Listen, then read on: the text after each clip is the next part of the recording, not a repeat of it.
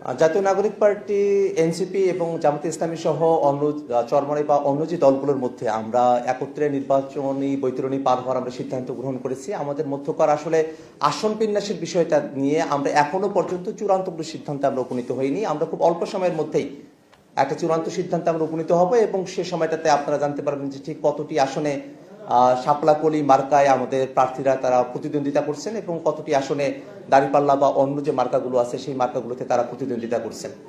এবং সরকার গঠনের যে বিষয়গুলো নিয়ে আপনারা বলছেন সেই বিষয়গুলো নিয়ে আমাদের মধ্যে আলোচনা চলমান রয়েছে। আমরা প্রথমত নির্বাচনের যে সময়কাল আছে সেটাকে আমরা পার হতে চাই এবং আমাদের মধ্যকার যে আলোচনাগুলো চলছে সেই আলোচনার প্রেক্ষাপটে আমরা এই সিদ্ধান্তগুলো সামনের দিনে আমরা গ্রহণ করব। আমাদের আহ্বায়ক এই কথাটা বারংবার এটা বলেছেন যে আমরা যে সমঝোতার মধ্য দিয়ে এবং একত্রে নির্বাচন পার করার কথাটা বলছি, এটা কোনোভাবেই কোনো আদর্শিক যোগ না।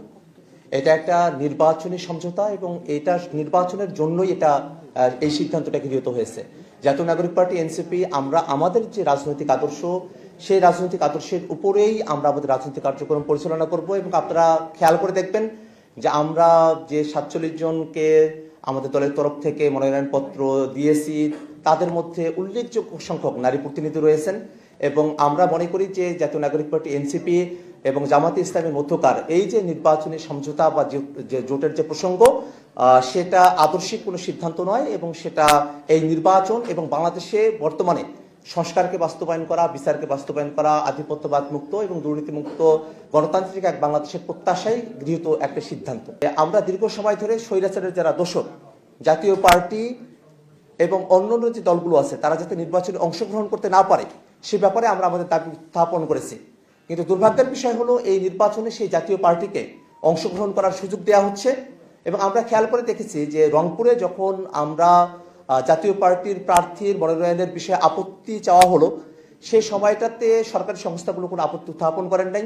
আমি ব্যক্তিগতভাবে আমাদের তরফ থেকে, জনগণের তরফ থেকে জাতীয় পার্টি যে স্বৈরাচারের দোষর এবং ফেসিবাদের দোষর এবং তারা যে এবারে নির্বাচনে অংশগ্রহণ করতে পারেন না সেই আপত্তি আমরা উত্থাপন করেছি। সেই আপত্তির প্রেক্ষাপটে যারা রিটার্নিং কর্মকর্তারা যারা ছিলেন তারা আসলে আইনি ফাঁকফোকরের মধ্য দিয়েই জাতীয় পার্টিকে এই নির্বাচনে অংশগ্রহণ করার তারা এক ধরনের সুযোগ তারা এখনো পর্যন্ত দিয়ে চলছেন।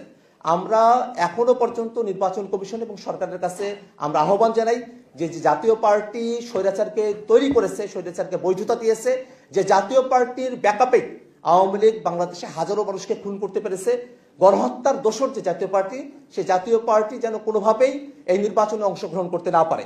এবং আপনারা খেয়াল করে দেখবেন খুবই অদ্ভুতভাবে এই জাতীয় পার্টির এখন নির্বাচন কমিশনে তাদের তথ্য অনুযায়ী যিনি পার্টির মহাসচিব বা সেক্রেটারি হিসেবে আছেন তিনি এক আলাদা ব্যক্তি চুন্নু এবং এখন যিনি সিগনেচার করে দিচ্ছেন তিনি আলাদা ব্যক্তি পাটোয়ারি।